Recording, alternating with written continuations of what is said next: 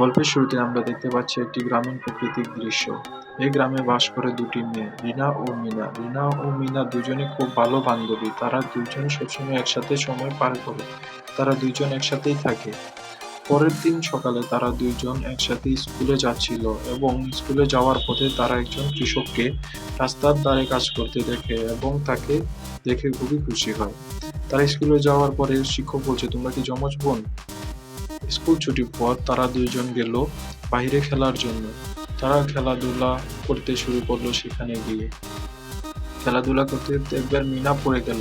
তাকে রিনা গিয়ে উঠিয়ে বলল, কিছু হবে না, আমি আছি তো তোমার সাথে।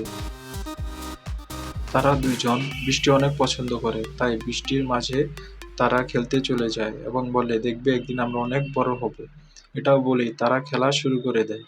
কাদা মাটিতে তারা লাফালাফি শুরু করে। পরের দিন আবার তারা স্কুলের সাংস্কৃতিক অনুষ্ঠানে নাচ পরিবেশন করবে, তাই তারা দুজন অনেক ভয়ে ছিল। মিনা বলল, ভয় পেও না, আমি আছি তোমার পাশে। তখন গ্রামের মানুষ এবং শিক্ষকরা খুবই খুশি হলো তাদের নৃত্য দেখে। পরের দিন মিনা বলছে, দেখো আমরা এখন বড় হয়ে গেছি, আমাদের পড়ার চাপ অনেক বেড়ে গেছে, কিন্তু আমরা একসাথেই থাকবো, একসাথেই পড়াশোনা করব। আমাদেরকে কেউ আলাদা করতে পারবে না, আমরা দুই বান্ধবী সারা জীবন একসাথেই থাকবো। তাদের এই বান্ধবী এবং বন্ধুত্ব দেখে গ্রামের মানুষ বলতে লাগলো, ওরা খুবই ভালো। ওরা দুইজনকেই দেখলে বোঝা যায় আসল বন্ধুত্ব কি।